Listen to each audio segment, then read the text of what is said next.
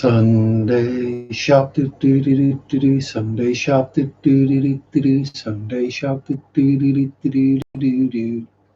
Ah. Hello, hello, hello, hello. Apologise for it looking rather dull in here today. I've got all the lights on. It's just pitch black outside and has been for an hour and a half.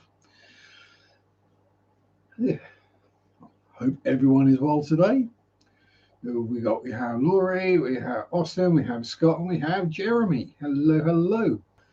Welcome aboard to the weirdness and the waffle that tends to happen here.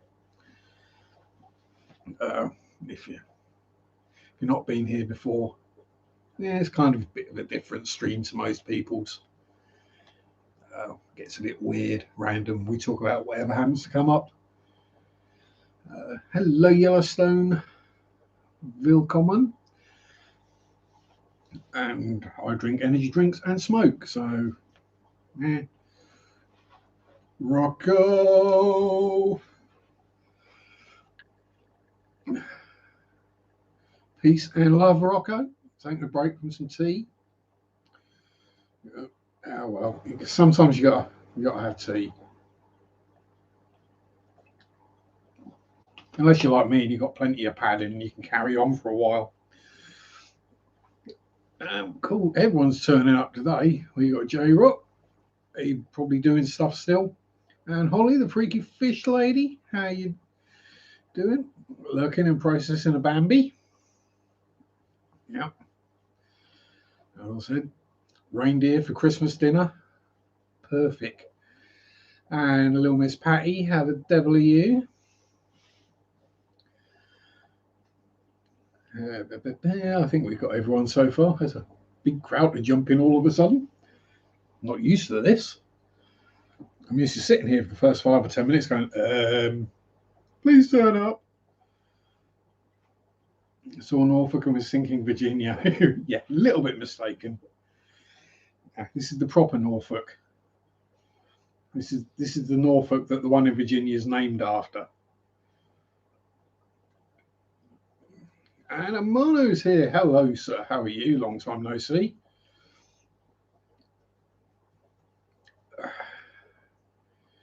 So yes, if you didn't see this week's video, that's what the title of the stream's a bit of a joke and a play on. Local legend, legendary creature, cryptid, beast, hellhound. So J-Rock slept in. What did he sleep in, J-Rock? Bed, I hope. Please behave. Myself hurts when you laugh. Oh, sorry, Jimmy. Yeah, I've not been drinking or anything, but I'm kind of in one of them sort of moods, so stuff might get real weird real fast, and I might not take anything seriously. The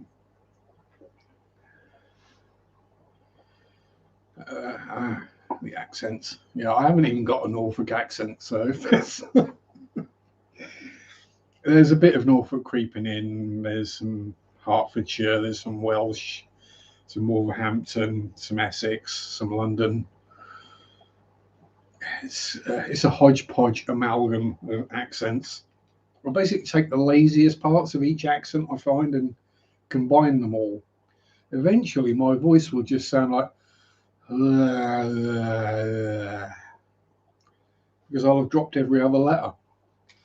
There's a Shannon banana. How the devil are you, Miss Shannon? It's my Sunday sees it. Yes, I can.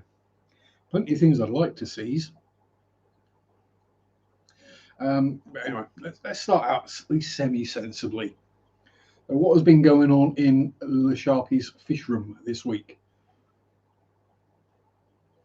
Another death-free week. Yes. No new diseases. Yes. So yeah, I know I shouldn't be too chuffed about that, but yeah, given the way it's been going recently, laundering, packing up to move. Oh, I hate moving. That's why I've been living here for so long. I moved so many times when I was younger. I think it's something like 20 odd times by the time I bought this place myself. And I haven't moved since. Yeah, it sucks. That box you find that you haven't unpacked since the last time you moved, just throw it in the bin. I mean, I've been living here since, oh, old, 21, 97. And it was about 5 years ago I found a box I hadn't unpacked. It was wine glasses. The reason for that is because I never bothered with the glass. I just drank it straight out of the bottle. Anyway, so fishy wise, as I say, no new deaths, nothing nasties. Everything going well so far. Oh, there's a lovely Marret. How the devil are you, my dear?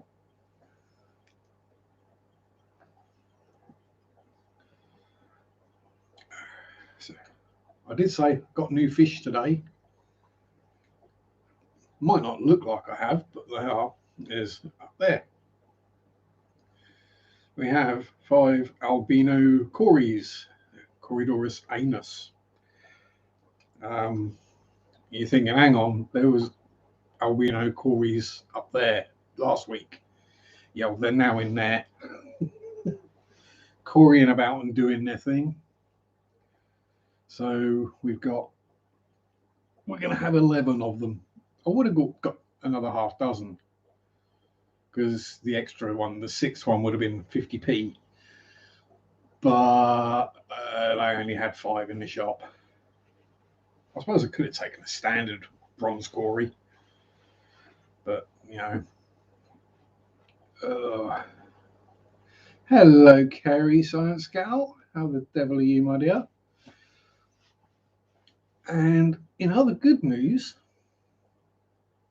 we've had some breedy. We have someone sitting in a cave. So yes, we have a spawn of super red and longfin super red bristlenoses. And this time, touch both bits of wood and drop my ciggy on the floor. That's going to taste fishy. Yeah, so touch both bits of wood. This time, Spotty has stayed on, or not Spotty, Fred has stayed on the eggs. Because it's Fred and Ginger that have bred. So yay, hopefully a nice big spawn of those. Hello, Lady Diane. Milady, I hope you've not had any nightmares. And thank you for the boot the like button thingy. And Mr. Daniel Keeping Fish with his cool logo there as being my first and so far only member. Channel memberships are open, peeps. Just saying, 99p a month. And you become this guy's friend. Yeah, I haven't really got much more to offer other than that. I did do some emojis, so they should come through. And yeah, the other thing is, yes, all 3 of the female mollies are pregnant, and I haven't had a male for months. As Chris was saying earlier about the guppies, storing the milt. And that is about as far as we go. Although Missy Subocellatus crib is getting rather breedy colours. She's got a very purple belly on her at the moment, so we might, fingers crossed, might have some Subocellatus cribensis soon.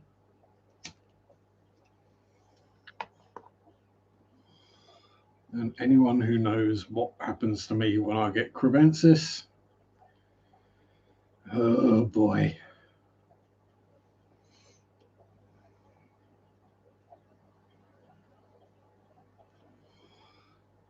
$500 to $700 guppies. Oh, I reckon you're going to need about 2 or 3 biches, Jay. That'll sort that problem out. That's kind of. I'll say people talk about hundreds of fish. And I think, wow, that's a lot. And then I sort of think about what's behind me and go, yeah, that's what you got, Sharpe. And yours are all bristle noses. Oops. So yeah. Not sure numbers wise because I'm trying not to shine torches into Fred's cave. But the last time Ginger laid, there was about 100, which will bring me 140, 120, 160. Yeah, it'll bring me up nearer 600 bristle noses again. And then it's only going to be another couple of weeks and these guys go again.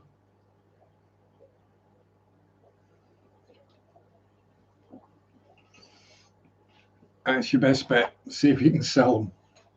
Because yeah, otherwise you will be trying to find a bite you. If I hit the membership button, you wake up rich and good looking. Well, I did one of them for you, Dan. I'm not. I can't do the rich, but you know, you're a handsome fellow. Ah, good. I was a little bit worried, Diane, that you know perhaps you might have had a nightmare, but let's see. When I do these paranormal spooky type videos, I try not to make them actually scary. Silly. You'd think the opposite. You'd want to make it scary. But I'm trying to get the thing so more people are less afraid of the paranormal. So today, myself and Mary went and visited Tibbetshall St Mary Church. If you pronounce it correctly, according to the way it used to be spelled, Titshall. Yes, it used to be called Titshall. Spelled exactly like that. And there's someone new there. Not a very pleasant experience, but it was an interesting experience nonetheless. There's Stevie P, 2K3 or Quadix. Thank you very much, Dan, on latest Scary Not Scary video. And Amber, my love, I've been worried about you. Sent you a couple of messages, check that you're okay, but I didn't want to sort of be bugging you. But glad to know you're on the mend at least.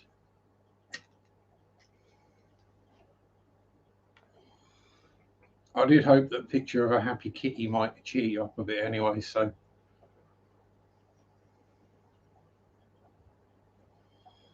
Quack. Quack, quack.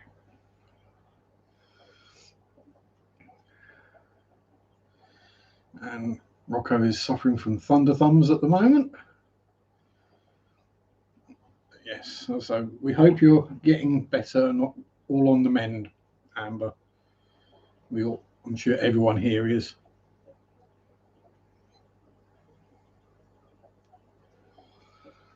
And obviously head scratches and fusses to the kitties as well.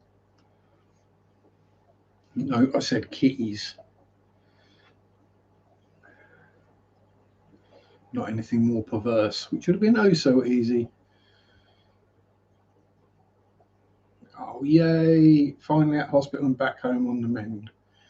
Oh, kitty laughs will make you get better a lot quicker. Video is called If Fish Tubers Told the Truth.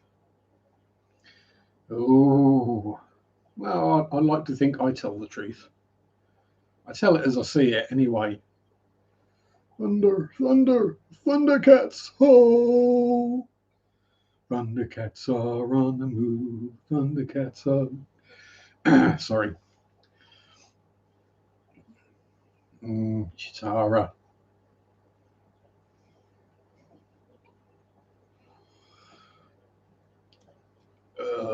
Yes, I'm sure all the men of roughly my age had the same thoughts about Chitara. Waking things up that weren't quite awake yet. Yeah. You have been missed, Amber. You have been. We have been worried about you. It's always good to know you're getting better.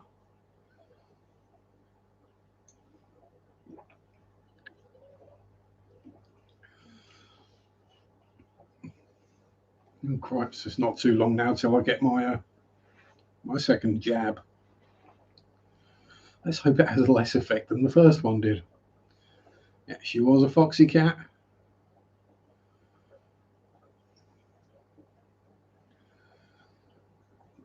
Yeah, so that is the thing. When, like us, you have lots of fishies, if you end up away from home for whatever reason for quite some time, yes, you can kind of expect to come back to bad things having happened. Oh, pardon me. And in my case, I'd probably just come back to thousands of living cribs and bristle noses and mollies everywhere. But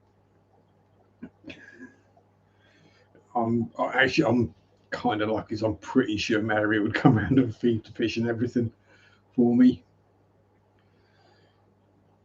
Yes, Iochi. He has a habit of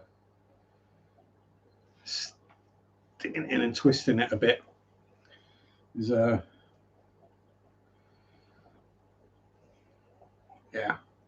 I'm not going to go any further because I don't want to start beefs. And I'm pretty sure most of the people here will know who the people I really don't like are, because I don't watch them. And there's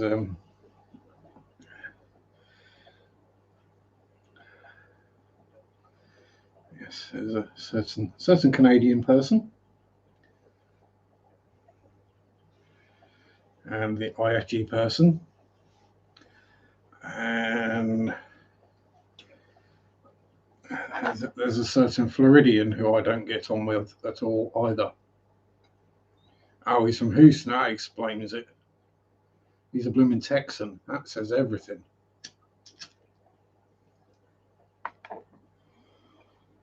He's a one-star hero. And that's actually a good joke. That's a lot better joke than anyone who doesn't watch Is We Dumb is probably aware. Roll. Yeah, I was like, I don't go around trying to start beefs because I'm only a piddly little channel. So I just don't watch their content. It's that simple. Then they don't annoy me.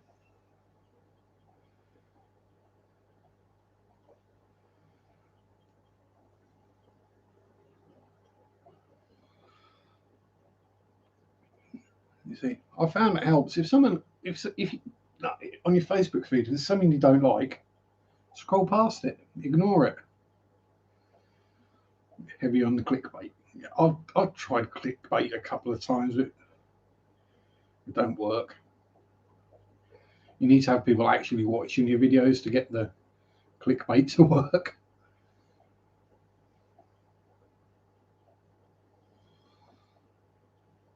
And when you got, yeah, if you got nothing nice to say, don't say anything.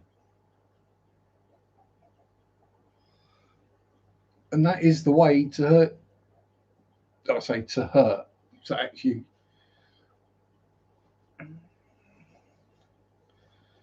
if you don't watch, you don't. You don't subscribe and you don't watch. That's doing far more harm to that channel than clicking dislike on every video. Because all hitting that dislike on every video does is give extra engagement, which is good for the channel.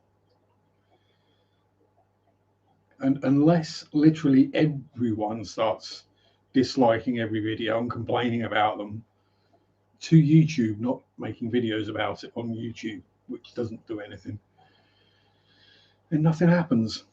So just ignore it and carry on. Keep building Russian tanks.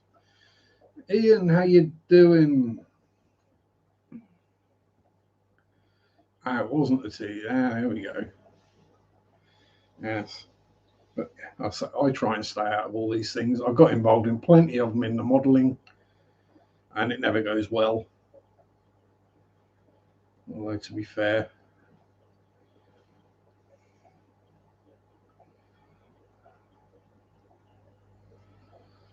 yeah, new guy gets famous for 5 minutes. Oh, thank you very much, Steph. Stoop, isn't it? I hate stupid people's tank tribe. I'll get it out eventually. He is now a Zach friend. Thank you very much. Did you see something about YouTube removing a dislike button? Well, I mean, it doesn't actually achieve anything, does it? This is the problem. You know, it's unless everyone watching that video dislikes it, then yeah, something might get done. But if a video's got 1,000 views and 10 of them are dislikes, that just gets put down to trolls. it's not even enough to make YouTube look at the video.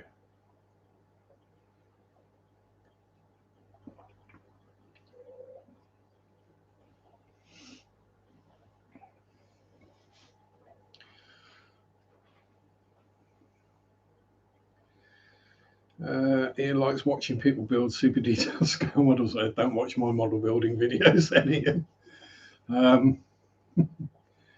Too broken, twitchy. Well, they're all broken. I've broken all my fingers and both thumbs and hands many times. If I can manage it, anyone can. And I'm half blind now. There's enough drama in life without fish tube making it worse. Exactly, Lady Diane. So, just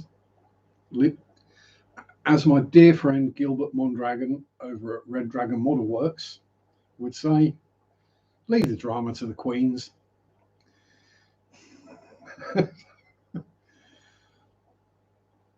It's that simple. It's just move on, ignore it, go on to something more positive or less annoying. Just have a moment of zen. Just turn around, watch your fish. Well, as long as they're not cichlids, because then you've got drama going on there as well. But then you're just keeping the wrong kind of cichlids in the wrong kind of amounts in the wrong kind of tank. Oh, there's the degenerate Jason. How you doing?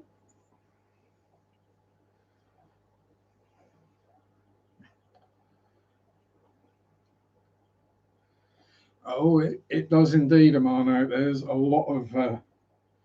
It's a very old part of the country. I know that sounds daft to say, but it's been occupied. There's been a lot of people living here for a long time. Historically, in the medieval period, East Anglia was the highest populated part of the country, of the UK.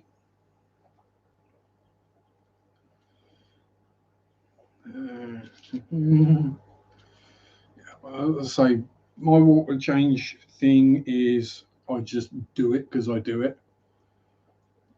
Baconsthorpe Castle, yes. That's actually one I'm looking into at the moment and doing some research on, so there may well be a video on that one soon. Once I've got enough info, I'll also. I know I've done the video where I walked around Tibbetshire St Mary Church, but I would like to sit and actually do a sit-down video where I discuss what myself and Mary have experienced there, who the ghosts are, because we've done the research and we know who they are now.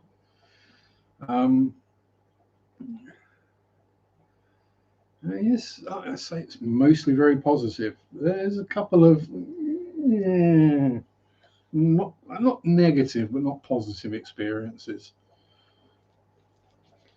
Only community feels. Yeah, exactly.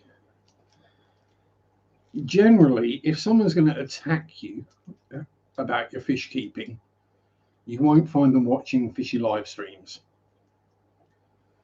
It'll be someone on Facebook who thinks they know everything. You know, I've had it where I've put a picture up of one of my quarantine slash fry tanks. You know, got these, got these new fish, and they're in quarantine, right? I'm not putting them into a display tank. They're in quarantine first. And I've had the people jump on me. You can't keep those fish in that tank. You need at least 185 million gallons for one of those. No, go away. You don't know what you're looking at. Do you really think I would keep a trio of electric blue Acara in a 6-gallon tank?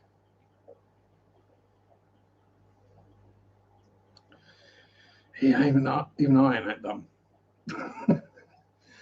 I mean, no, I'll quite happily overstock a tank. There's plenty of them behind me. But I know they're overstocked. I know kind of what I'm doing. I know what to look out for. Exactly, Terry. There's lots of experts on Facebook. If they've read a website once,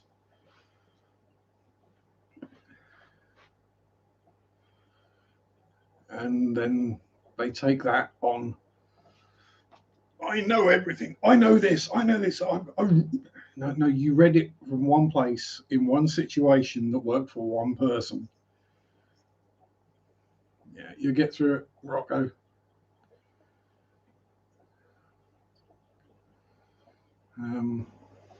Yeah. And when it comes to shoulders, yeah, it was that one I did the rotator cuff in a couple of years ago. That's all right now. It healed up on its own. The land of know-it-alls. Yeah. And if you try and tell them or put something slightly differently, they jump on you. You know nothing. And the case in point is the UK's biggest pet chain, Pets at Home. Their thing is, get your tank. They won't sell you fish for your tank, technically, unless it's been set up for a day. And people are like, oh, you can't do that. You can't put a fish in a tank after one day. Oh no, you need to do the cycle with ammonia and no, go away. People have been doing fish-in cycles for way longer than people ever thought about doing a fishless cycle.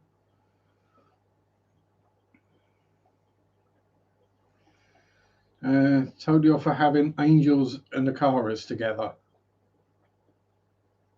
Hang on.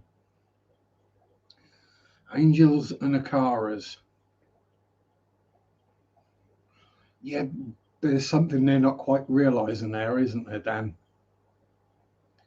They don't realize they come from the same bloody place to start with. So they're probably very good tank mates.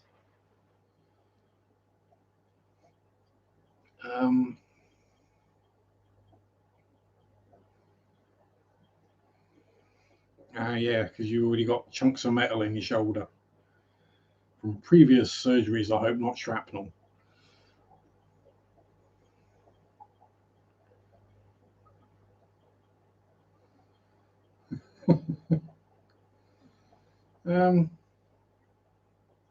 Wisdom teeth. You see, my wisdom teeth didn't hurt until they got pulled out. And they had, they were falling apart. They had holes in the.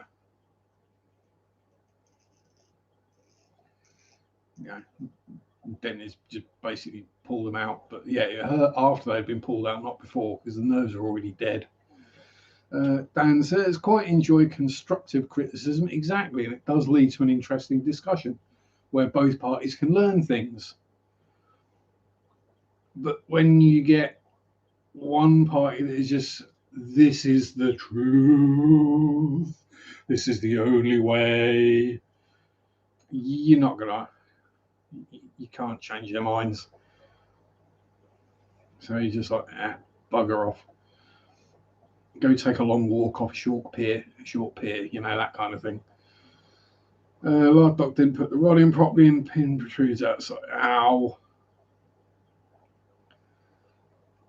If you have any more surgeries on that leg, Rocco, you're going to have one short than the other and be walking around in circles. Tried to kick the angelfish with the Akara. Yeah, I'm guessing it was probably, the problem was probably the angelfish going for the Akara rather than the other way around. Is my experience of specifically the electric blue Akara is they're little pussy cats. Okay, they've got to the size now where, you know, and it's not aggression, because I don't class this as aggression, but the very small black neons, they're kind of snack sized. That's, to me, that's not aggression. That's just, if it fits in my mouth, I'm going to eat it. You know, I had with tiny little dual cichlids. The duals attacked them. All three of the electric blue Akara were just hiding up in the corner, ragged fins and beaten up. The only one that actually stood up to him and gave him a good bite back was Spaz the Biter.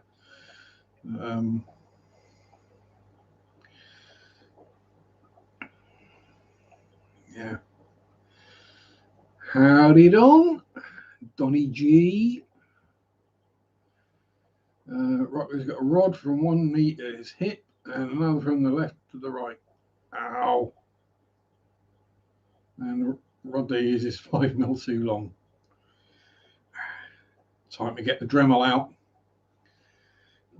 Who's going to chop Rocco open? I've got the Dremel. I can soon chop 5 mil off the end of this rod. Ping. Oh.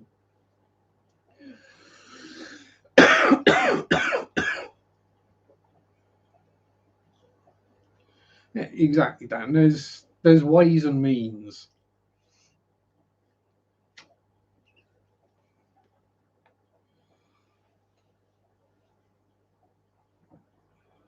Yeah, you know,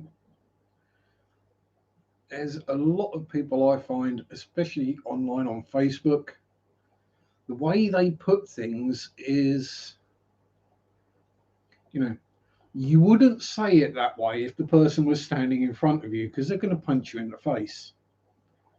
But because there's no consequences to putting it that way, they don't bother to try and put it in a non-offensive way.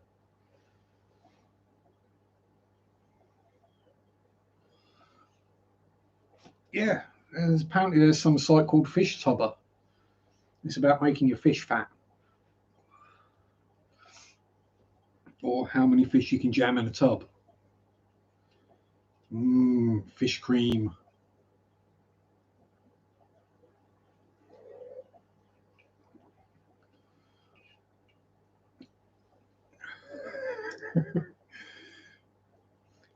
Oh, you might be cool, Rocco, but you're definitely not a kid. Well, you know, you're in touch with the inner child, which you have to be. Otherwise, you know, life's just not worth living.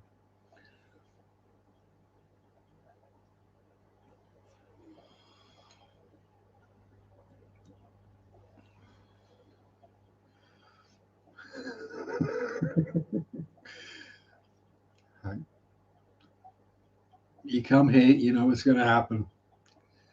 Anyone who knows my sense of humor who comes here, yeah, leave yourself open to it. You're going to get it. I mean, sometimes I can stop myself. Sometimes I can't.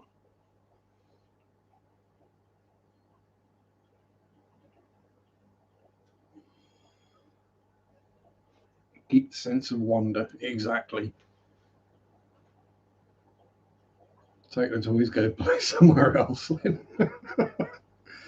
Or doing your ball back, Rocco. But yeah, exactly, Joe. Yeah, lockdown did change people. Um, there's a lot of anger that people have still got to work out of the systems.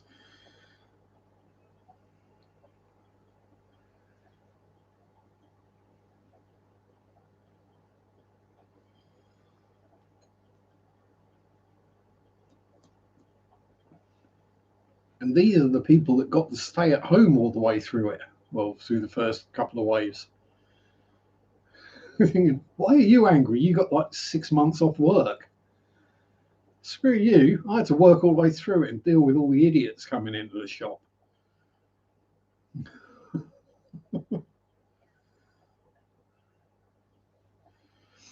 That's the old late onset Alzheimer's kicking in, Rocco. That's what that is.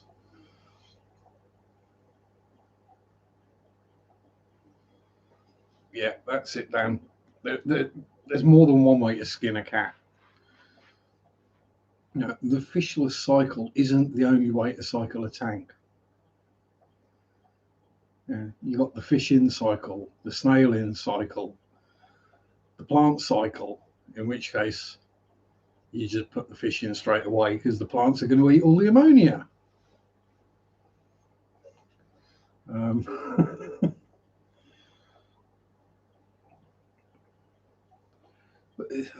I see people and they're buying the live bacteria, the eco-complete substrate and everything, so they've got all the bacteria in the tank.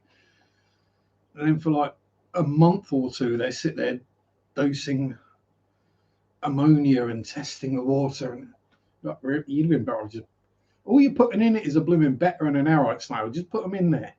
It'll be fine. They don't produce enough waste. Not meaning to sound negative, but great. Yeah, most people are great. And you can tell within one or two comments whether you're just going to need to ignore that person. Um,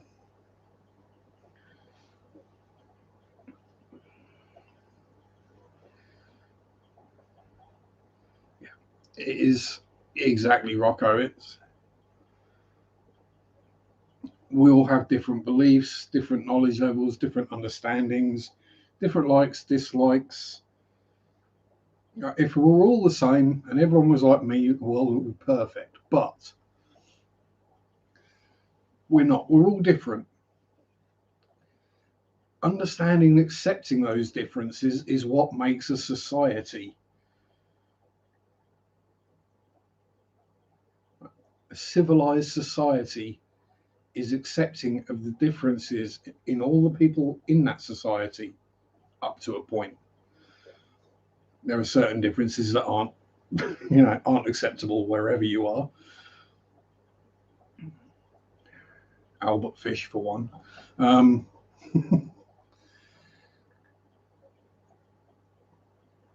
yeah, it's some people are just looking for an argument. Exactly, it's because they've not been able to go down the pub and get into a fight. That's what it is, Dan. I reckon.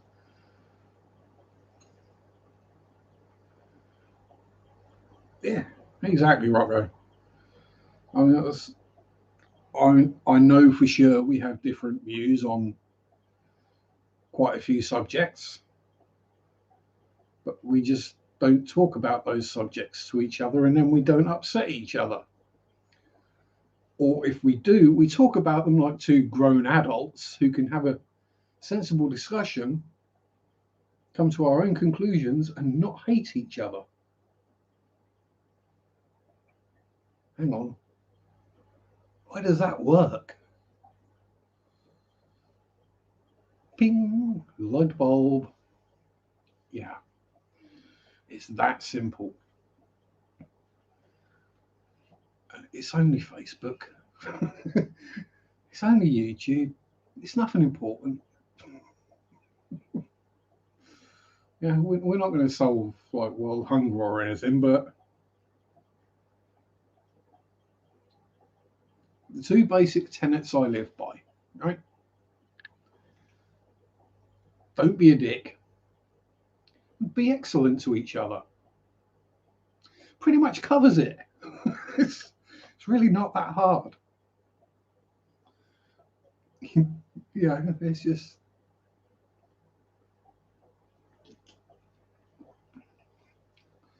Before you do something, think, is this a dick move?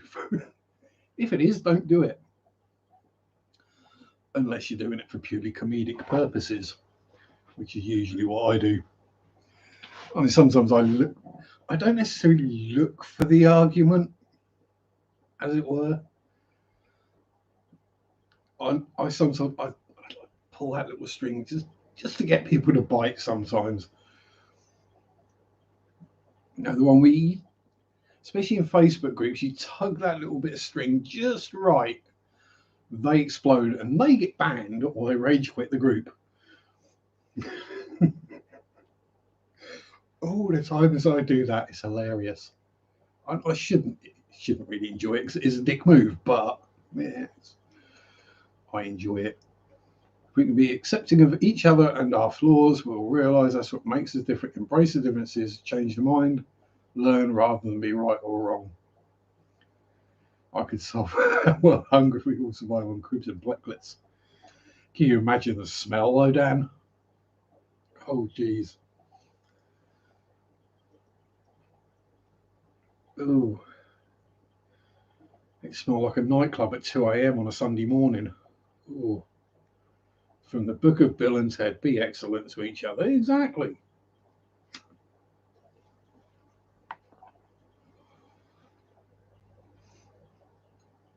Perhaps I should just like start up my own religion, and it is just the two commandments: don't be a dick and be excellent to each other.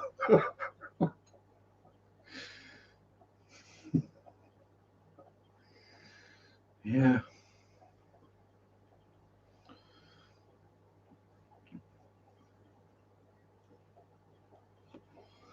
Well, actually, not meaning to blow my own trumpet or French horn or bassoon. Uh, in the LFS today, Express Aquatics in this, getting those fellas, and that's where I took the last of my cribs. You wander around, you have a look at all the tanks, trombone, like the old Lurpak advert. Get to the crib tank, and you could tell which ones were my cribs and which ones were the other ones. The other ones are just kind of like dull grey with slightly darker grey bits. And there's mine there, the bright silver, the black with the leopard fins and the pink bellies. It's like, yeah, you can tell the ones that are homebred.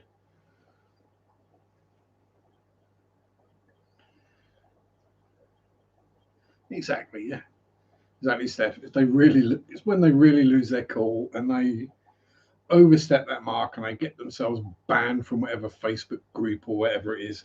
That's just funny. And it's also worth screenshotting just so you can have a laugh about it later. Or post it into another Facebook group and go,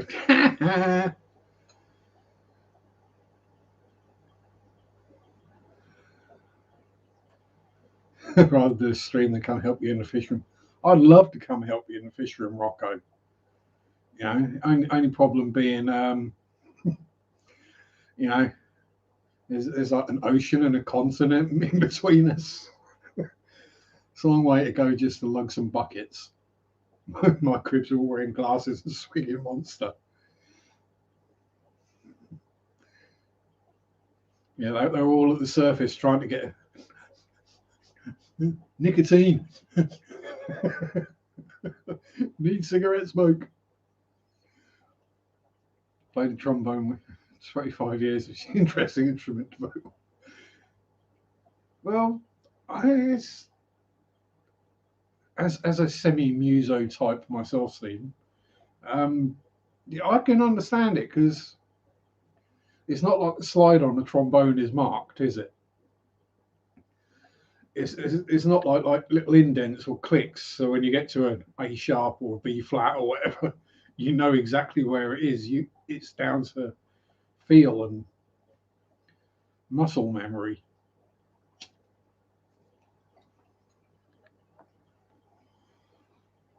The difference between a really good trombone player and a good trombone player, standard, normal, everyday trombone player, is how quickly they get to the exact note they want to hit. Same with violinists. With the violin strings not being fretted on a guitar, you put your finger anywhere in that fret, it's going to sound the same note. On a violin, you move your finger eighth of an inch, and it's going to be a different note.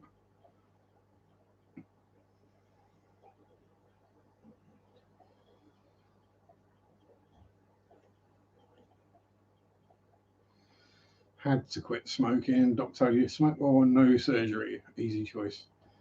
Yeah, I mean, I know I should stop. Quite honest. Yeah. But as I do smoke roll ups, there's a lot of the nasties aren't in these that there are in the ready mades. You'll see me relighting these very regularly. That's because they don't contain all the chemicals that are in the pre-mades that keep them burning. And they're not nice chemicals. We're talking things like benzene and formaldehyde. Yeah, I know I should stop smoking, but hey, yeah, not doing well with it. Keep telling us for your best. Yeah, it's probably not a good idea to be sitting here watching me chain smoke, then, is it, Rocco? Smoke organic, mine go out all the time. Yeah, exactly. And if I was smoking ready mades, I'd be flat broke all the time. But yeah, I notice it. I have bought the occasional pack. Let's say I've been out and about. I'm going back a few years, but been out and about or going out clubbing or whatever. You take a pack of ciggies because you don't take a packy tin into a club because soon as you open it up, everyone instantly thinks you got drugs. Um, Usually did, but um, I could, yeah, even back then, I could tell the difference the next morning. A lot harsher on the throat and chest. I'm not saying smoking roll-ups is healthy by any stretch of the imagination. It's less unhealthy. Let's put it that way. Also, there's less tobacco. But yeah, you got it, Rocco. You can do it. Just think you'll get your surgery, you'll live longer, your kiddies will love you more kiddies will love you for longer. All good stuff.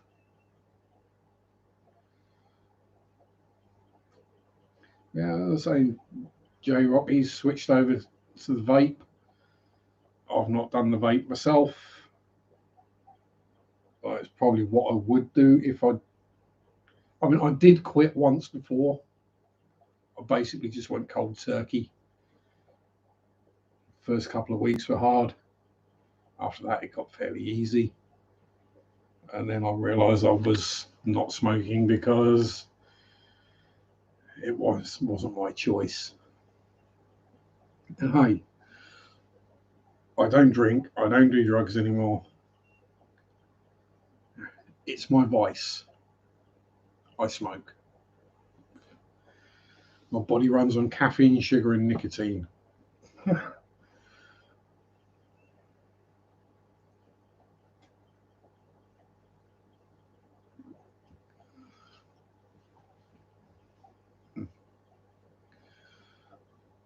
Still feeling nicotine. Yeah, this is it. I have an addictive kind of personality, as you could probably tell from.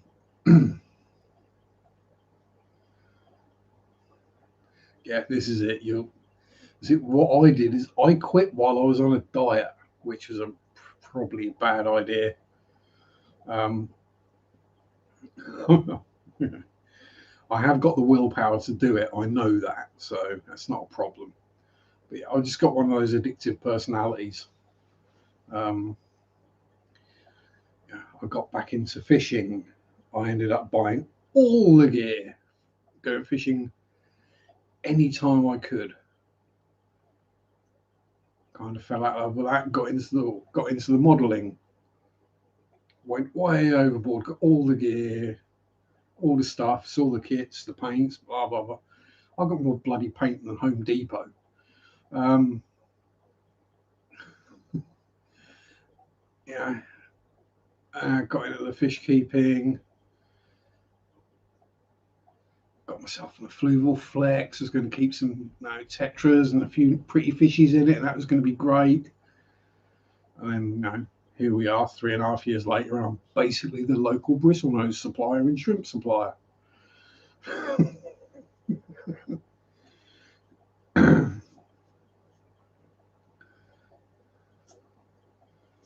Yeah, go fishing with the kids. I bet that time you went wandering down the creek with the kids, you a mason jar and a little net would be the best afternoon you could wish for. Good evening, Lady Metalhead. How the devil art thou?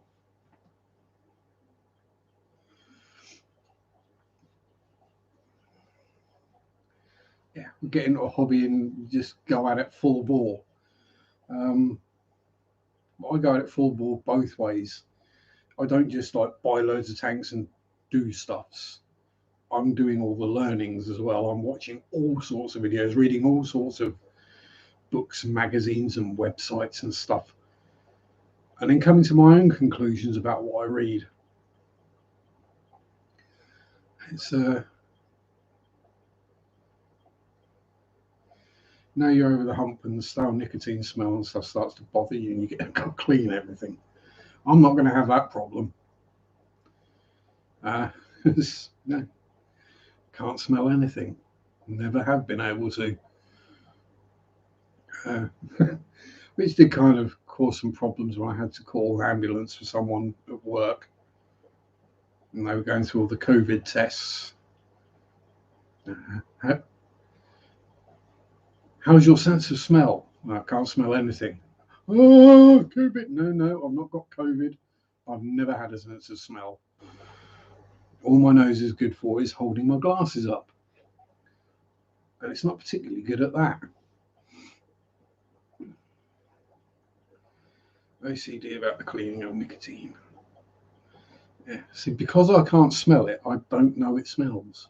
It's one of those weird things. As I have gone through life, the thing I had no idea smoke smell.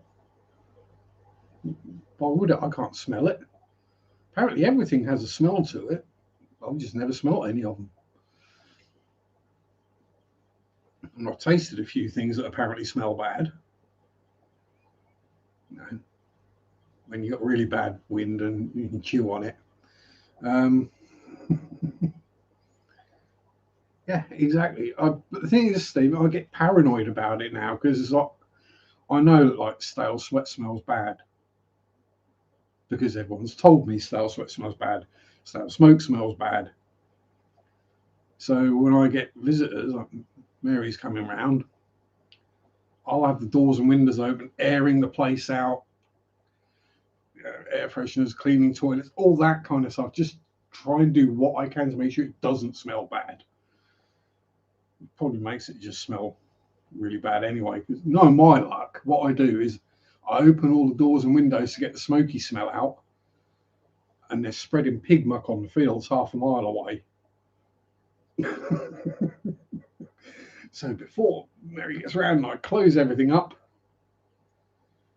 the whole house smells like pig muck, which probably people just think is me anyway. COVID doesn't have a smell to it. Yeah, smell a cig down the block now and it bugs you. So never smelt anything. So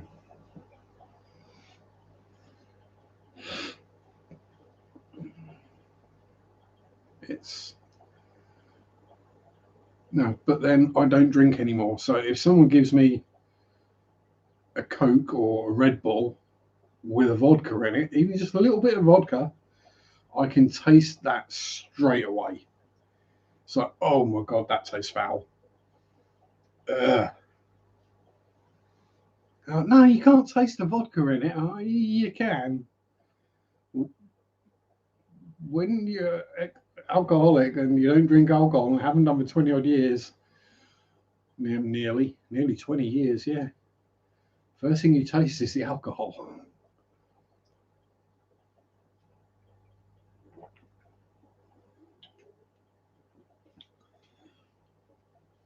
But hey, now at least I get the joke because my backy tin is coughing.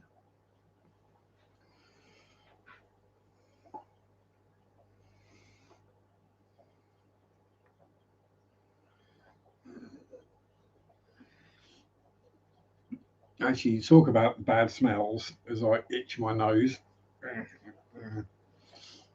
Yeah, so I'm of that age where you get to the point where the hairs in the nose grows. You get one that goes in just the wrong place and keeps making your nose itch. Um, but yeah, so buying second-hand model kits. Now, I'll say a lot, but some modelers smoke, like I do. We smoke in our caves or our modelling rooms. Ah, well, considering I probably smell of cigarette smoke and fish tanks, I probably smell good to Paddy. Um, yeah, so the occasional. Some people buy a kit second hand and they'll be up in arms complaining about the stench, the horrific stench of it. Oh my God, it smells of cigarettes. Well, yeah, it's kind of to be expected. But I had one friend who bought some second-hand kits, and they turned up in the mail. And how to put it? Turned out the guy had died in his modelling room and not been found for quite a while. And the smell had seeped into all those model kits he had. So yeah, what my mate was smelling in that from that model kit box was rotting corpse. Yeah, that wasn't a good day. He said he left it outside, threw the box in the bin and just hosed down all the plastic.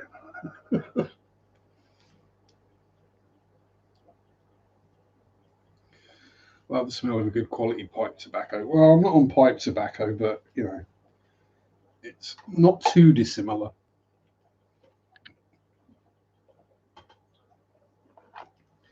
Actually, I had to buy a pack of cigs. Forgot the vape. Oh dear. Oh, pardon me.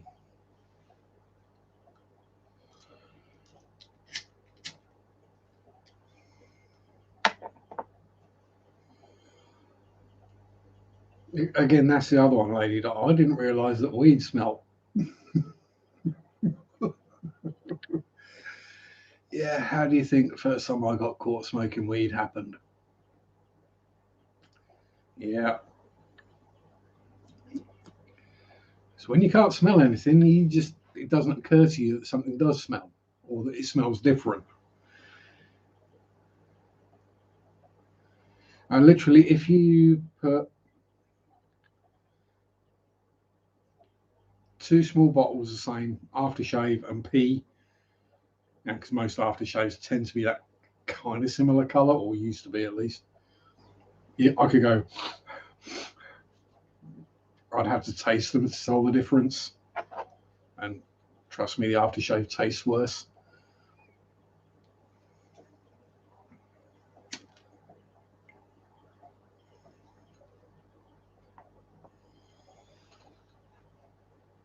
Yeah, so I think most towns these days have got a vape shop in them. And you can start off with whatever nicotine level you like and gradually bring it down. And you can either use it as a switch or use it to help you stop. And if you gradually bring the nicotine level down till you're on the zero nicotine and just flavors, you can then go, you know what, I don't need this anymore because I've got no nicotine in this. This is just a thing.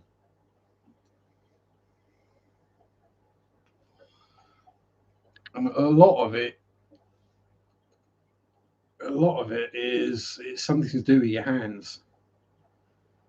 Is what I found the time I quit, is finding something to do with my hands. I suddenly had a lot of extra free time. I ended up sorting out my garden. These strange times of cannabis keeps me saying, yeah, it's done that for me in the past as well.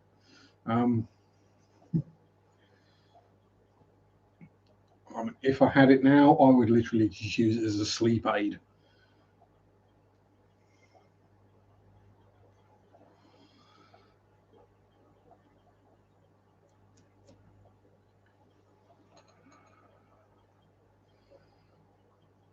Yeah.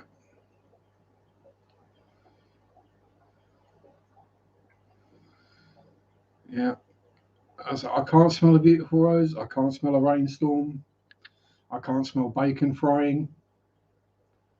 I can't smell it when a cat farts in my face either. Or when the farmers spread pig muck on the field. Or when the drains back up at the local chicken factory. So, I can't smell the bad stuff either. So it's kind of, yeah, works both ways. But then also, 70% of your sense of taste is smell. So my sense of taste ain't too great either. Oh, I don't have any issues with it, Jay. I just can't smell anything. Hello, lovely Dee Dee. How are you, my dear? Looking rather ravishing today.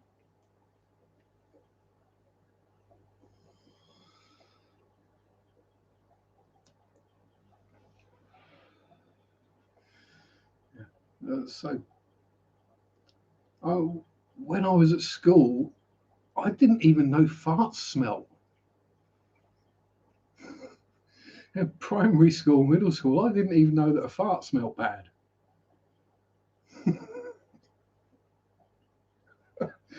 Yeah, it's, oh, bless. Well, I do like an older lady, Dee Dee. Just don't go redhead.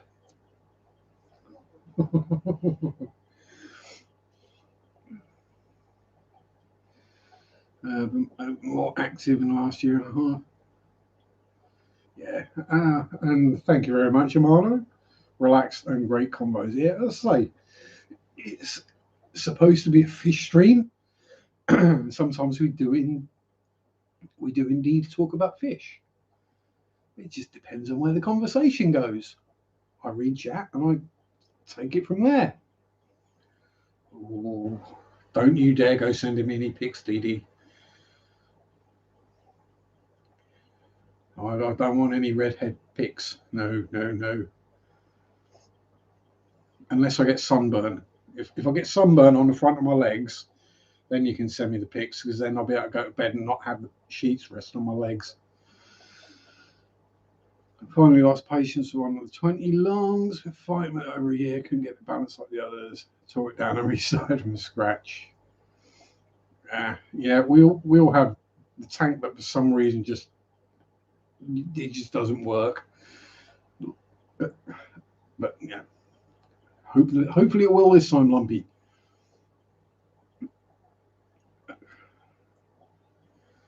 This is it. My view of my streams is it's me talking to my friends. We're having a chat. It's nothing serious. Well, sometimes the subjects get serious. Like to keep it a bit light-hearted, have a chat, whatever goes. Try and steer away from religion and politics because nobody wants to know my views.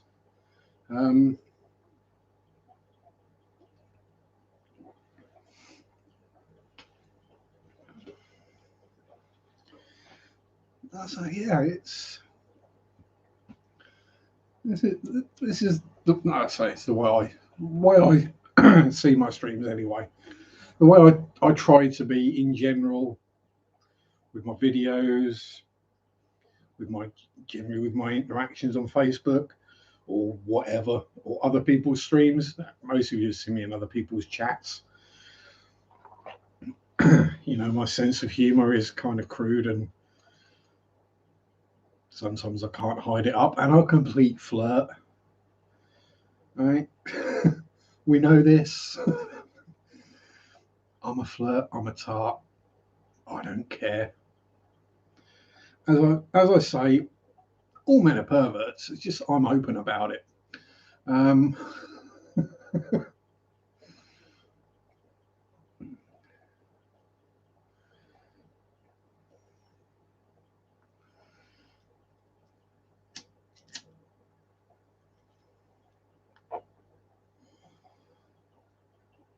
Although if any prospective employer decided to watch one of my streams, I probably wouldn't get the job. But you know, it's the way it goes. Yeah, I actually I got a comment on one of my old modelling videos this morning. I think I uploaded it about 4 years ago. Someone basically saying, "Thank you for explaining this simply in a way that I can understand without making me feel stupid."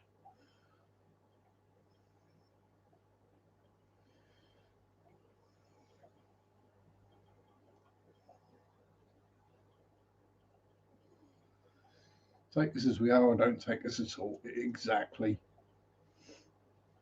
I mean, that all depends how you want to be taken. You'd have been fired on YouTube. I very much doubt that, DD. From what I've heard, you've not actually said anything bad.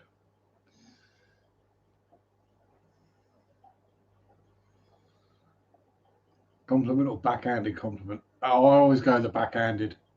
I like a backhanded compliment lump. See, that's how you know you're friends. You can take the mickey out of each other and it's taken the right way. Yeah, it's... Oh dear, Marat, I'm taking words out of your mouth. I'm going to have to put something back in there then, aren't I? God, that was a bad one. I do apologise for that.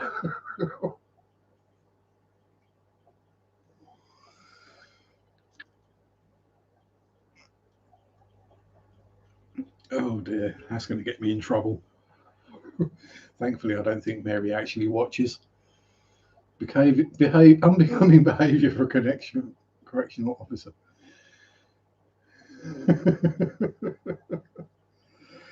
I can't imagine you be unbecoming, Dee Dee. Most ladylike. A correctional officer? Jeez. I don't understand who the people you work with are. You know, if you had a riot going on and flashing them would stop the riot, you know, to me, flashing is the right thing to do. You know, that kind, you know, it's...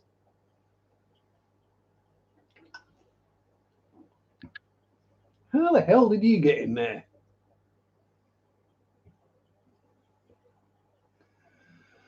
Would someone like to tell me how I've got a bladder snail in a tank that's got no plants in, never had plants in, and hasn't had a single snail in for 2 years? Oh well. They take social media seriously now in employments. Yes, I know. I don't care. I am what you see. And I'd find out what I'm like as soon as they employed me anyway, so might as well know what I'm like before. And hell, if Shannon can get a job, I should be able to.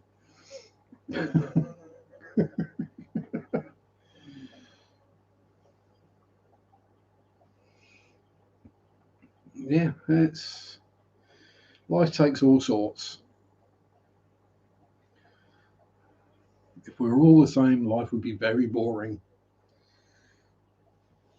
Because we would all listen to the music that we're told is good.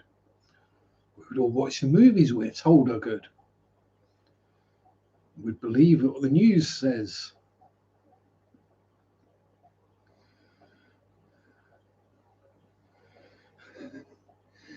No, it's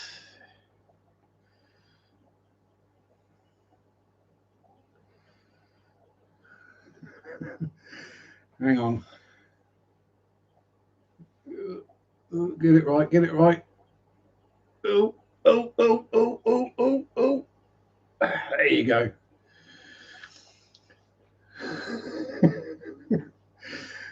Right, he had it with Spaz in the past, where Spaz used to swim around in there, and he's gone through one ear and out the other. He was good at that. Given how small my ears are, and a car ain't fitting down there, he struggled to get a pipefish. Hey, should we have a look see at some fishies? Do we want to see some fishies while we're here? Actually, let's look at some fishies. Fishies is why we're here originally. So, as this one wants to be on the channel, there's the random snailo. Oh, and the heater's on. So we have the Shelly Dwellies, several different sizes and generations because we've got new babies in there now. But I was a closet adamant fan. Get out of that closet, man. I was just an adamant fan. Now we have the Schnellos, the Ramshornies, the empty tank. Well, I say empty. It's got a bit of an ubius and a crypt and some wood in there and some rapidly dying algae. Molly tank number 1. With all the platinum lyre tails. And I'm going to figure out how to hold this camera straight one day. These are the new guys. Complete with reflection of the light. So the albino bronze cories, the Aenus. Then we have the big baby Molly. And Cookie Monster getting a blowy off of a plecklet. Should we see if we can get closer to that? Yeah, Cookie Monster being pleasured by a pleco. And then more plecos. More plecos. Ooh. More plecos. Is Spotty. Sorry, Bertie. She likes eating blackbeard algae. And we've got one of the freshly out of quarantine Corey's, and Ernie, the Akara, Bert, the other Akara, and various other fishies. There he is. There's Spotty. There's Super Dad.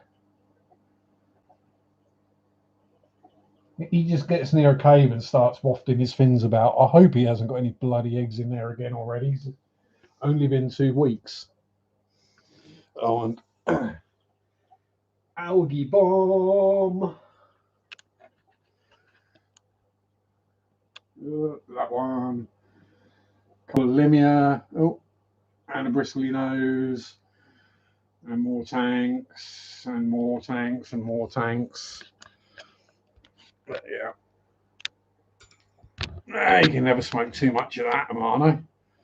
You smoke too much of it, you have a whitey and you pass out. But no, the first record I bought was Prince Charming by Adam Ant, or Adam and the Ants. So yeah, there's nothing closeted about me being an Adam Ant fan. I was like 4 or 5 at the time though, so. Stand and deliver your money or your life.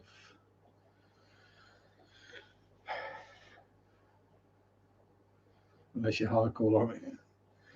Now, I used to be hardcore and I could still whitey myself.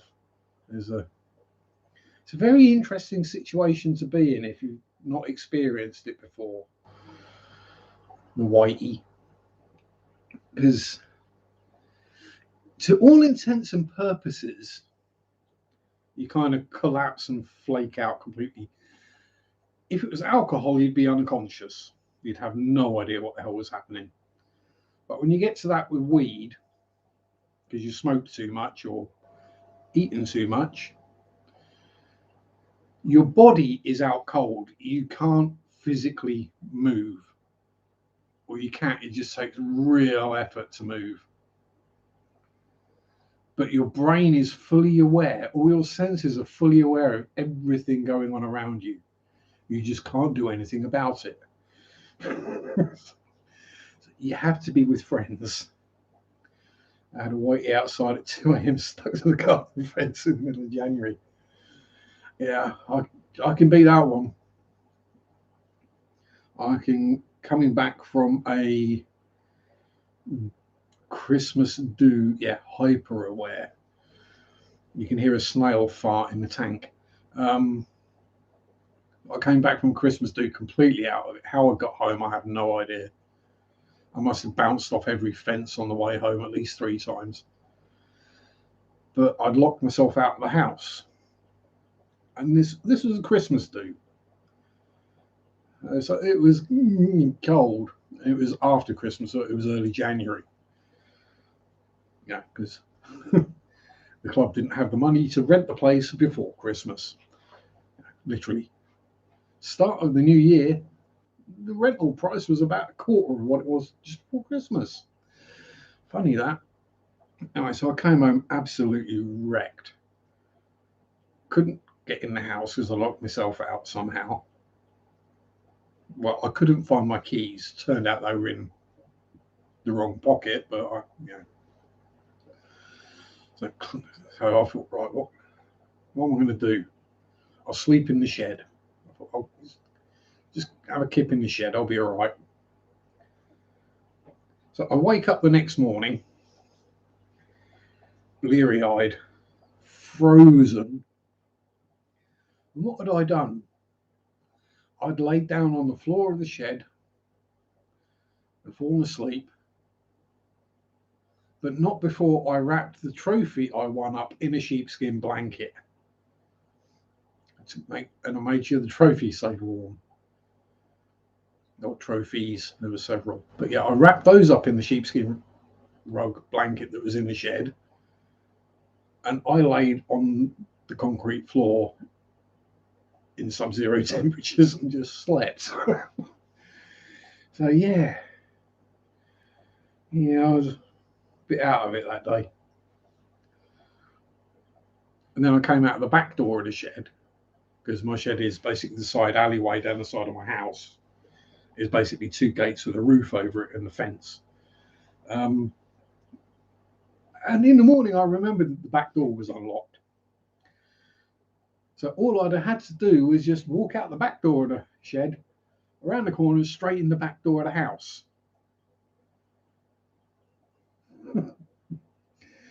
Picture of ramshorn zipping around. It's not normally the ramshorns that fart, though. It's normally the nerite snails. Yeah, exactly. I'm not joking. If you watch nerite snail for long enough, you'll see the bubbles come out the back end of their shell. Yes, nerites fart. It might just be me watching snails for long enough to see them do that, but I can guarantee all 20 of you here right now are going to be looking at your nerite snails and see if they fart. And hey, at least they're not herrings, because herrings communicate by expelling gas from their anus. Pictures ram's horn zipping around like fireworks propelled by snail farts. I mean, the ram's horns are fairly rapid, and I did just see a bubble come up. But ram's horns do bring air into their shell, so that's not that. Yes, we've got lots of blues and pinks in there. Why do my streams always end up with me talking about farts? Probably because I'm normally doing them. Staring at tanks forever. Yeah, no. So when you see a narrow snail there and you just see a couple of bubbles come out of the back end of the shell and you're like, did that snail just fart?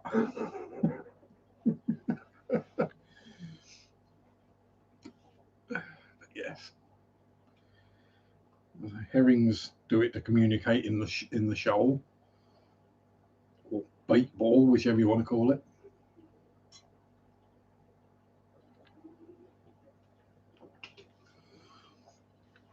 Cats do it to get their own back.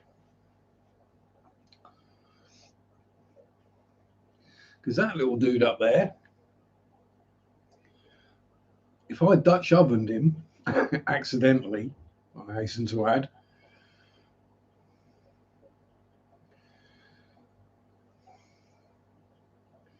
please don't make you laugh. Oh dear. But yeah, he would literally get out from under the blanket, turn around and drop one in my face. And you don't want to be waking up you don't want to be woken up with a pencil sharpener and a warm breeze. It's not a good way to wake up. I wonder what a shrimp fart looks like. I think that's how CO2 diffusers work, isn't it, Lady Metalhead? The size of bubbles that come out of a CO2 diffuser. Exactly, Dee Dee. Instant karma. This is the look of disgust he'd give me sometimes.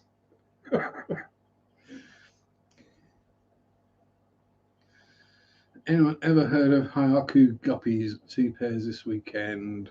Not trying to change the subject. Haiku guppies. Heard it. Not entirely sure what flavour of muck guppy they are. But yeah, the name does ring a bell. Dojo Loach's fart. If a cat farts in Sharpe's face, no one does it have a smell. It has a taste, Steve. Let's just put it that way. It has a taste.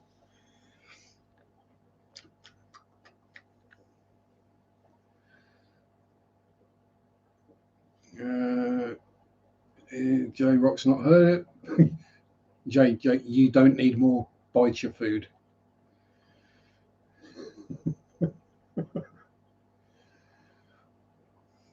yes, as those who are in Chris's stream may have, yeah, I tend to have fun with guppy keepers. Same as with mutt cichlid keepers. I just enjoy winding them up. Discus keepers as well, or silly saucer fish as I call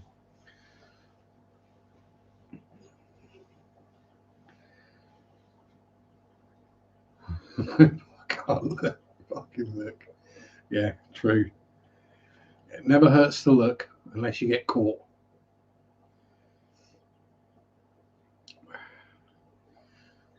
But then it all depends on who catches you looking, because some people like to be looked at.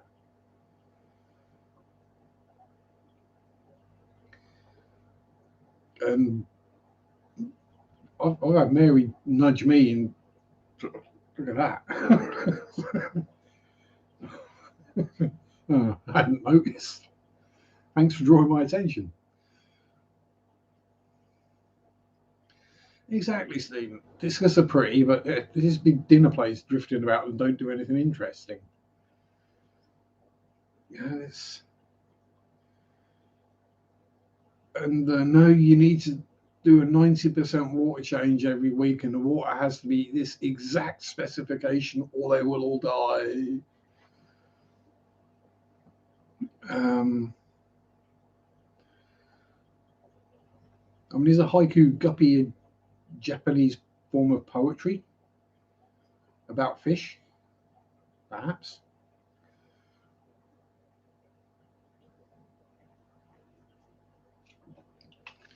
Or are we talking a kotaku, like a sword tail? Yeah. Yeah. I mean, if I was going to have a tank that's sizable enough to have a decent amount of discus, I would have something far more interesting in there. I ain't doing no 90% water changes. Would be a guppy haiku? Yeah, true. Haiku is like a form of Japan art. Japan art. Someone muck guppies as melting pot guppies. Exactly. You can call them whatever you like. Yeah, people get really upset when you refer to their purple mosaic snakeskin Moscow whatever as a muck guppy. Anything that don't look like a wild guppy is a muck guppy. Let's be honest. It's, yeah, I'm going to go with the English version.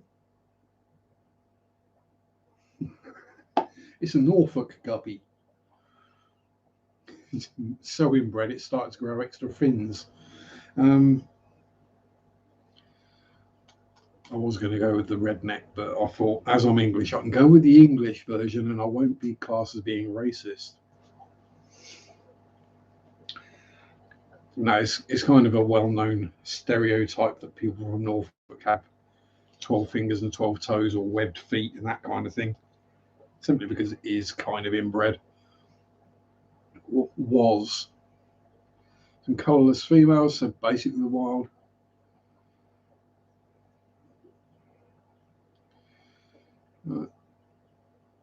Okay, catch you later, Danny boy. Fist bump to the fry. And yes, I've been injuring my fingers again this week. Don't worry about it. Yeah, exactly. Trademark that. See you later, alligator. In a while, crocodile. See you later, alligator. Oh, God, no, don't start singing Bill Haley songs. They're definitely copyright infringement.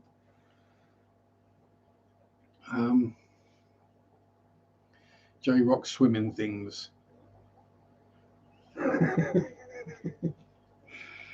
Yeah.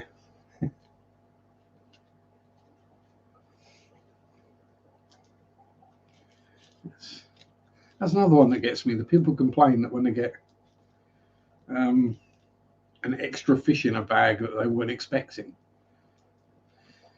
sticking fingers in places they get hurt. Unfortunately, no.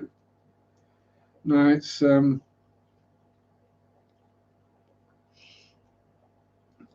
side effect of having ciggy in mouth too long.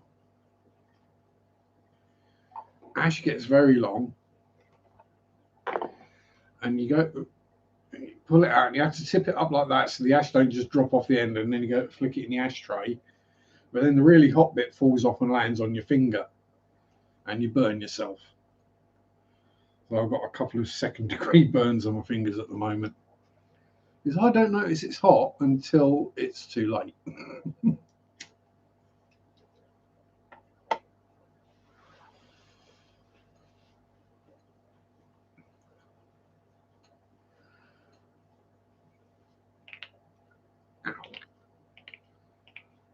Our fingers shouldn't make those noises.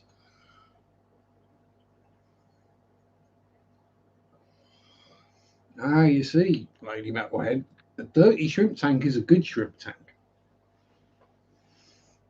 Bear with me on that, because we shall pick up the camera and we'll have a look at one of mine. Yeah, that's what you call very broken fingers. Now that actually looks on camera a lot better than it looks in real life. It is basically green. That is a 5-gallon tank.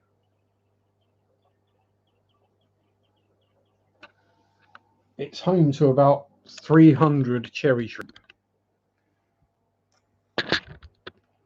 And that's only because I sold 100 of them.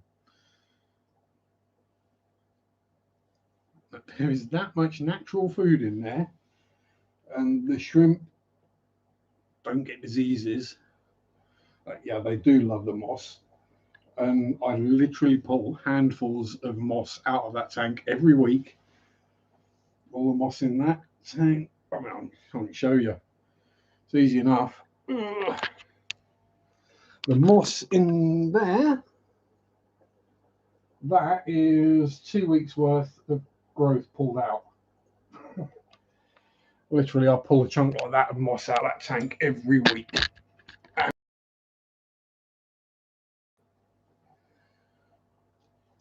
Yeah.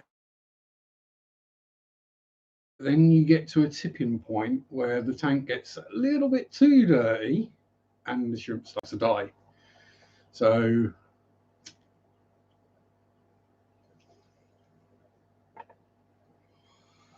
now the endlers will be okay. Endlers are basically like guppies, but closer to their wild types, so they're far hardier. So, I mean, the endlers are living on a diet of baby shrimp at the moment. So they're going to be happy and healthy. And probably also eating algae and stuff, because most live bearers love eating hair algae, which is where most of it has gone in here, is because the mollies keep eating it, which I'm not complaining about. Hopefully the cories will start as well.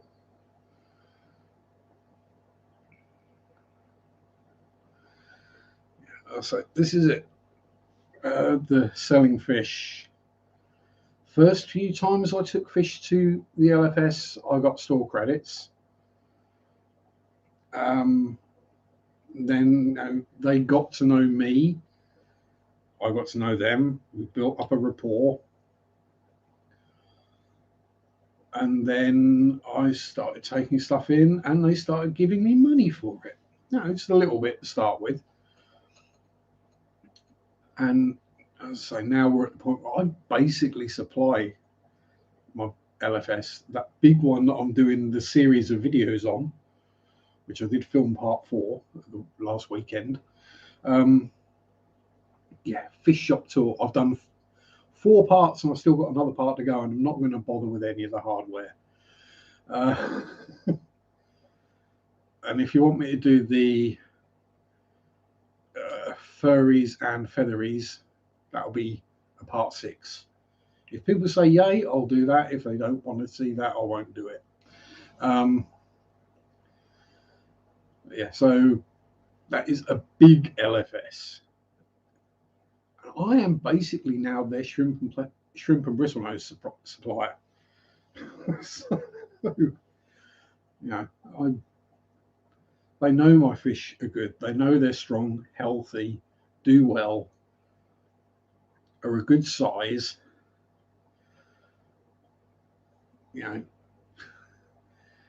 They sell 50 in a week quite happily. 50 bristlenoses a week. I'd rather they sold about 200 a week, because then I definitely wouldn't need to find another job. But it's one of those things. But it's a case of building that rapport, building the relationship. You might have to give them some at first, maybe credit, but then they'll see that your fish are strong and healthy and sell well. They don't get a lot of die-offs. Let's be honest, a lot. We've all seen the unboxing videos from the Co-op and various other shops, stores. where the import comes in and some of the fish are dead in the bag, and it's not enough really to worry about complaining because you've got 500 in the bag and 3 are dead. And then over the next week, you got those 500 fish in the shop, 100 die. Well, if you get them from a local breeder in the same water that have been tank bred, looked after. I'm not saying the fish farms don't look after their fish properly, but looked after the way a hobbyist looks after their fish, you don't get the die off. So they don't have to calculate in, well, if we normally pay 50p a guppy or 50 cents a guppy, but 50% of them die, in essentially we're paying $1 a guppy, and we're having to throw half of them away. Whereas if we can buy them from such and such local breeder, we can still pay that $1 a guppy, but they will survive.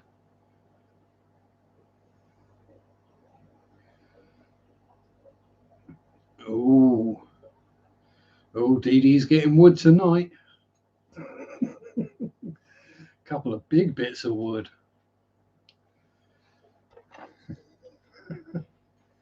Yeah. Go click buy now. Buy now, buy now, buy now.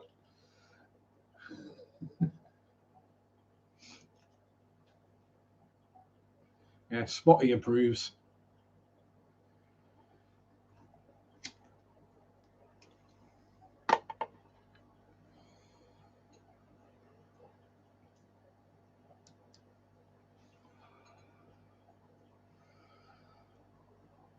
There's a lot of good reasons to buy local. You've got none of the shipping costs.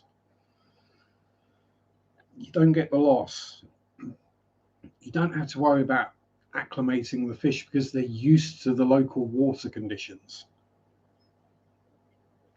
If you run out of stock, you can call up your local friendly breeder supplier and go, yeah, hi Jay, yeah, we've run out of those guppies. Have you got any more ready to go? And you can go, yeah, actually I have. How many do you want? And either, if you're really local, they can send someone over, or you just pop down with a bag full of guppies and go, there you go, bud. Thank you. Take the money, off you go. Right? Try doing that with an importer or a wholesaler, trying to get them same day.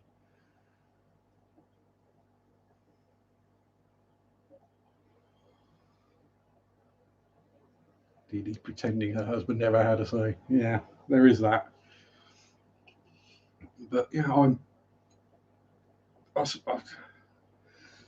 I'm fortunate anyway to have Mary because she is awesome and I love her dearly and she's a wonderful human being.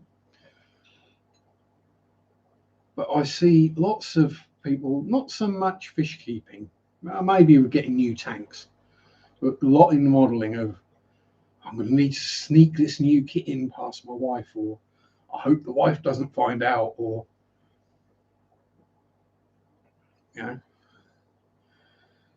Christ, if I needed another tank, Mary would probably just go out and buy me one. The one that's got the blue shrimp in, she bought me. One of these she bought me. Quite a few of the various foods I've got, she bought. No, she enjoys it as much as I do. She enjoys watching the fish and hearing about them, seeing what they're doing. But yeah, if you're in the kind of relationship where you have to hide buying something for your hobby, you're probably not in the right relationship. I get it if it's something expensive, but then you should understand your own finances and whether you can afford to buy it or not. I know they say always better to ask forgiveness than permission, but no, it's not permission. It's you talk about it. So look, ideally, what I want is another rack to go in there that I can put, say, couple more shrimp tanks on, and then like 3 more grow out tanks or for plecos, or maybe a big one at the bottom. What do you think? Can we afford it? Blah blah. Blah. That kind of, you go through it that way. I mean, admittedly, I'm not the most experienced person when it comes to relationships, but that just to me seems the sensible way to go about it. Am I wrong? Or have all those years been spent studying other people's relationships been a waste? I know you keep telling me I need a new rack, Marriott. You know the rack I want. I can't afford that rack. Oh, fire in the hole. Pardon me. Is it safe to light a cigarette? Let's find out.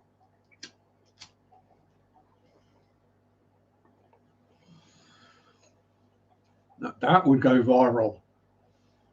If I light a cigarette and it just woof, I used to lose all my eyebrows. He's sitting here looking singed and steaming away gently. That would go viral.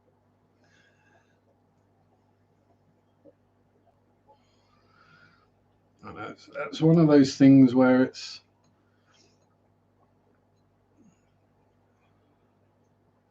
exactly, life is, yeah. A relationship is a two-way street. You know, to me, these things aren't really that hard to figure out. But yeah, life's a lot easier with the wife knowing about the vices and enabling them. As Dee Dee says, when hubby wants stuff, you support him as well. Yeah, exactly.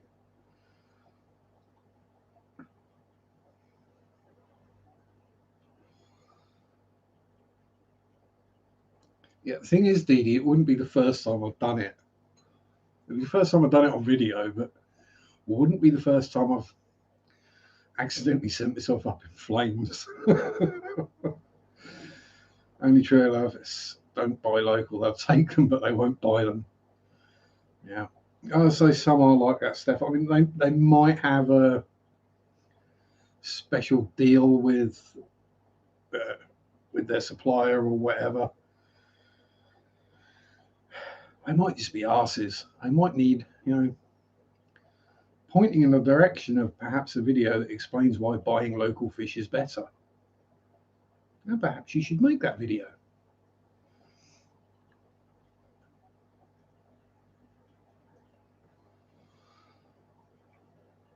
Now that'd really be hot stuff. Yes.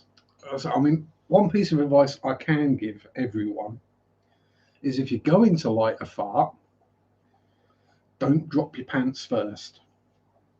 Okay. Don't do that.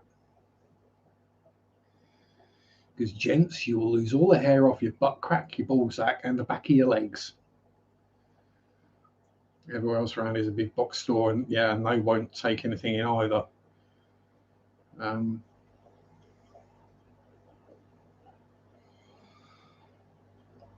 Enough water in the room to gate the toxic gas. Yeah, that literally is.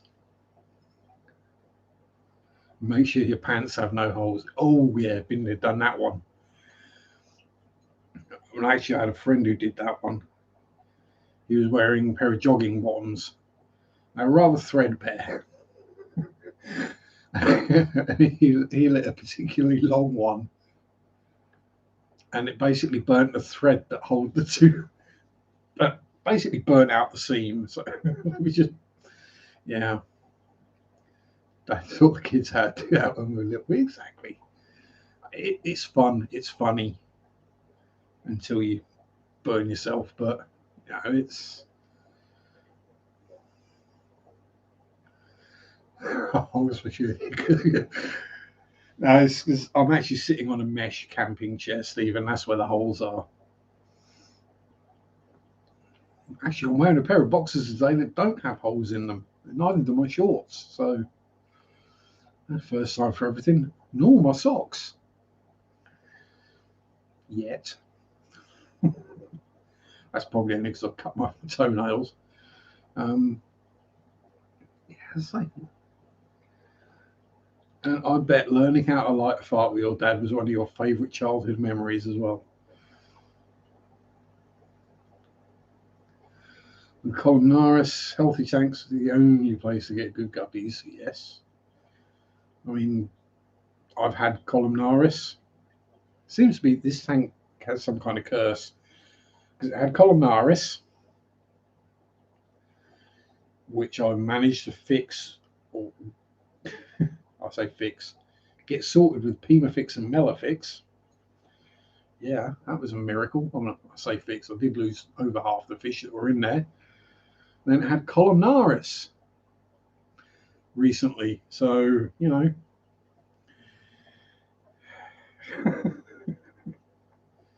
But we fixed that as well, so that's all good. Everything there is healthy.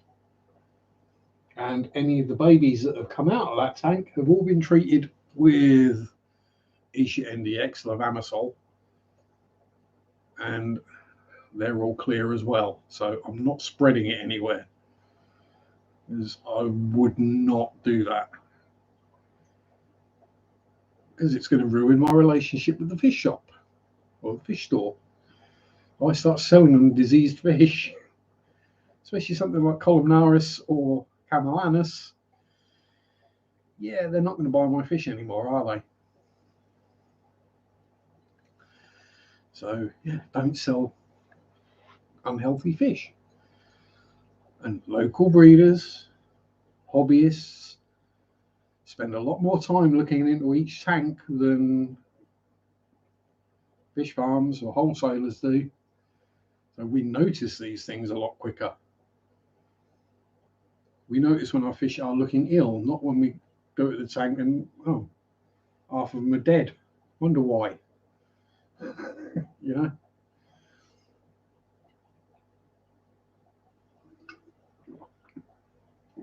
I'm going to finish it. It's nearly dead.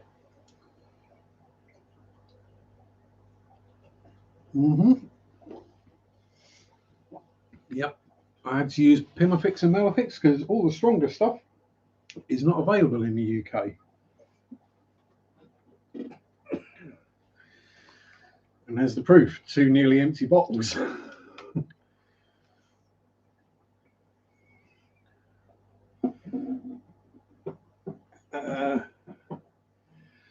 Being able too new to recognise problems before it's too late. I'm new to the hobby as well, Lady Diane. Don't worry about it.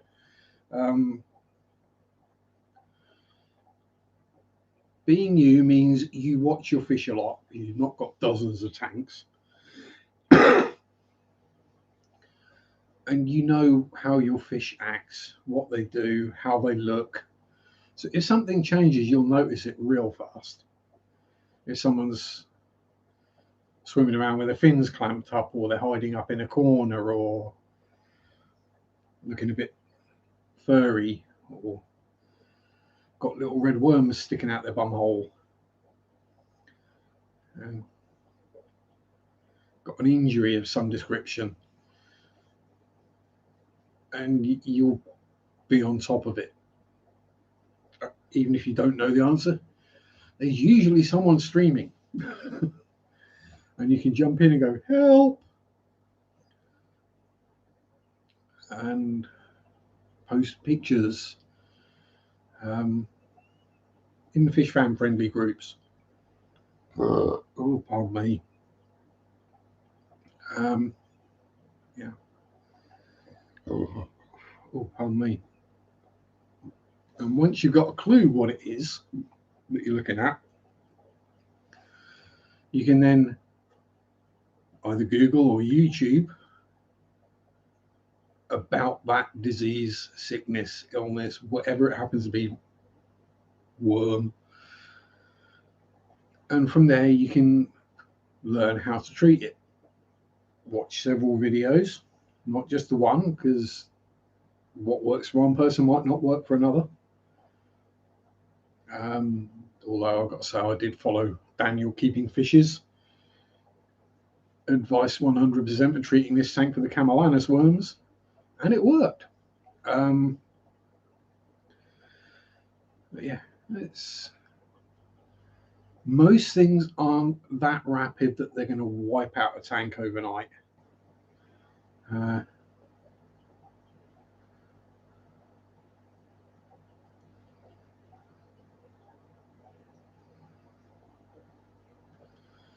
Follow a marine biologist claim he tested those with no results under a microscope. Well, I had it in the tank. I know how it came in. It spread. It wiped out a whole bunch of fish. It either went away on its own accord, or me treating the tank with Pemafix and Melafix did the trick. I know people say, "Oh, it doesn't do anything. It's just tea tree oil or whatever, the bay oil or whatever it is, the active ingredients." But it's also not harsh like some antibiotics or antibacterials would be. So you can I think, I will preface this by saying I think possibly that sometimes when fish are ill and people treat with high strength medications, the stress from the medication is enough to kill the already sick fish. It's not the actual disease or whatever that kills it, it's the medication. Don't get me wrong, the medication will help with the fish that aren't necessarily that badly ill, but the high strength stuff, especially if you start adding multiple things in there. I mean, the reason medications work is because they're a toxin. So an antibacterial is toxic to bacteria, or an antibiotic. Antiviral is toxic to viruses. A wormer is toxic to worms. They're also somewhat toxic to everything else as well. So which is also why I definitely don't agree with. I mean, don't get me wrong, Corey is a very intelligent, very knowledgeable person, but I don't agree with the put the fish in quarantine and give it 3 bunches of medication straight away. I can see it for a shop point of view, but not for a hobbyist, a home fish keeper. It's because at the shop you got hundreds of tanks. If you got some columnaris comes in, you get it on a net or whatever, it's easy to spread it throughout everything. Yeah, there's also the dosing. People don't know how much water. Yes, because they'll go, well, it's a 50-gallon tank, so I need to treat for 50 gallons. And you go, well, yeah, but you've got all those plants, all that substrate, all the rocks, the filters, the wood.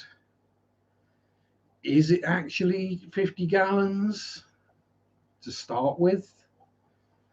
Okay, these things are easier to work out in liters.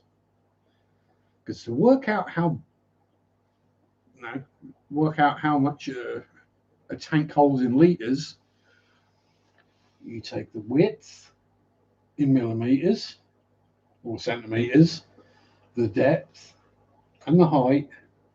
You multiply the 3 together, but ding, there's your result in either liters or milliliters, depends on which way you do it. There's no having to divide it by 236 or whatever it is to get it in gallons.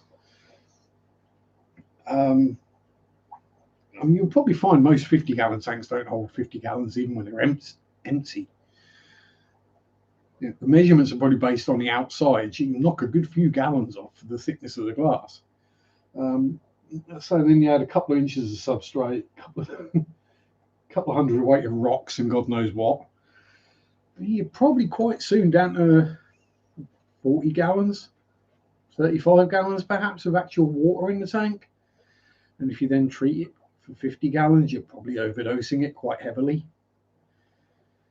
You know, it's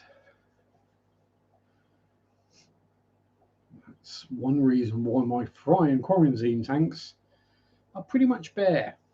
And there might be a rock, or there's bits of wood in the pleco tubs or tanks because plecos need wood.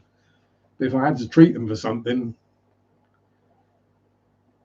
I can easily judge that. If in doubt, people don't usually fill the tanks to the top. Exactly. If in doubt, if you want to know how much water your rocks and wood displace, fill a known quantity bucket with water, put the rocks and the wood in it, let it overflow everywhere. Do it outside, obviously, or in a sink. Then take the stuff out and measure how much water's left in the bucket. And that will tell you how much water the decor displaces and how much to take off the total. These things are fairly simple.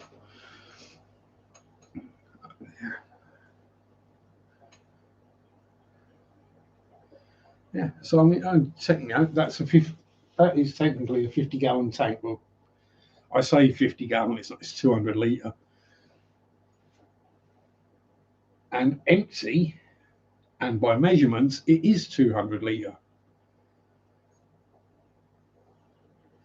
As soon as you put the substrate and anything else in there, that comes down. You don't fill it to the lid. It's got a maximum fill line, which is about an inch below the top. So you're losing another 20 litres or whatever there. It soon comes down a long way.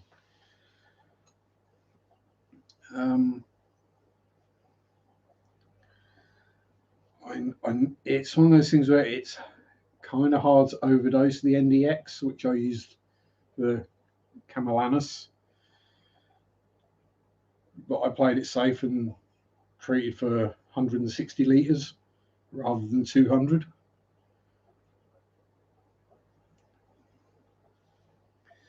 Pretty simple, really. In my book, anyway. Just takes a little bit of thinking about. Same with canister filters. Yeah.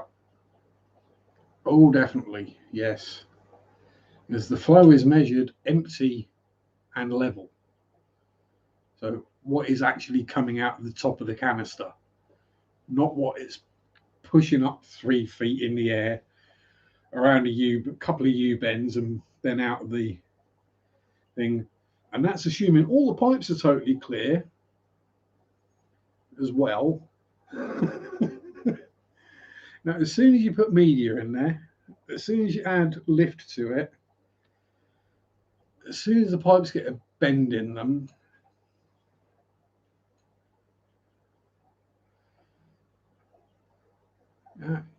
all of that drops the flow rate. Oh, this math is making my head hurt. Oh dear. Yeah, don't go listening to any Tool this evening, because that'll make your head hurt even more. Yeah, rating on the box reflects the flow rate of an empty canister pumping at the same level. So as soon as you put 3 feet of lift on it, you can drop a quarter of the flow rate. It's that simple. If you stuff 5 kilos of whatever media in there, you're going to lower the flow rate. You want to know what's in my canister? 3 bits of sponge and a bit of floss. That's it. It doesn't need anything else. It doesn't need any extra media in there to weigh it down, because once it's full of water, it's bloody heavy.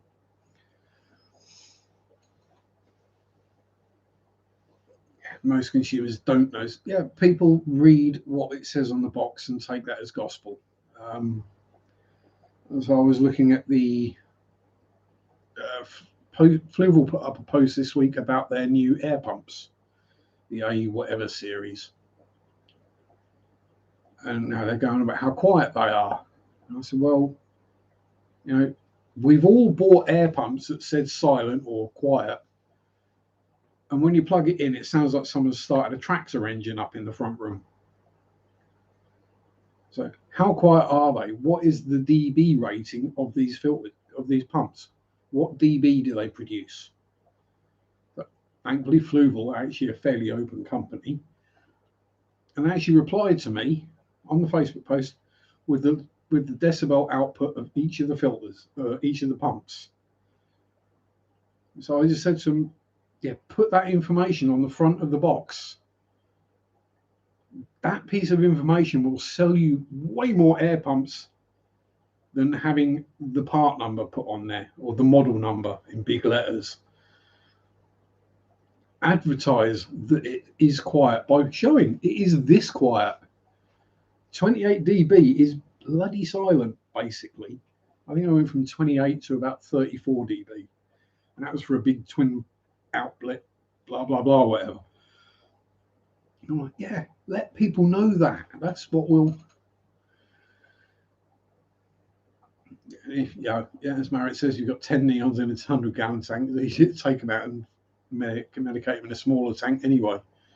Yep, saves a lot of money as well on the medications. I mean, especially if it's something that is just on the fish have got. It's not something that can exist in the tank like a worm or something. Yeah, just put the flow rate based on real flow rate. Yeah, actually set it up, fill it up, put the media in like most normal people would do. I mean, in Fluval's case, it'd be really simple because their canister filters are rated for the sizes of tanks that they make. So the thing fits in the cabinet that the tank would go on. So set it up,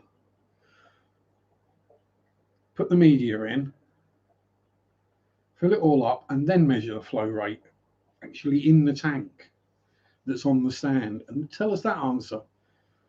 The numbers will be lower, but they'll be actual numbers. Yeah, isn't it? And I think we're getting to that time because the lights are starting to turn out.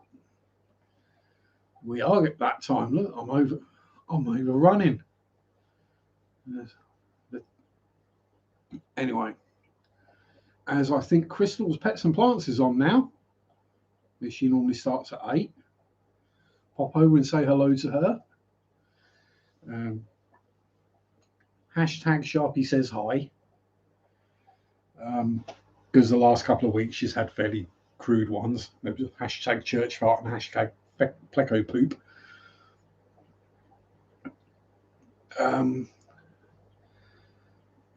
It makes the numbers look better, J-Rock. That's the only reason. If one does it, they all have to do it to keep everyone looking as good as each other. But anyway, thank you everyone for turning up, watching, joining in, hopefully having some fun. Big love, hugs to all the ladies and guys. If you want a hug, you can have one too. Stay safe. Enjoy your hobby. Peace out. Rock on. Bye bye. Sunday shop do do do do do do. Sunday shop do do do do do do. Sunday shop do do do do do do do do.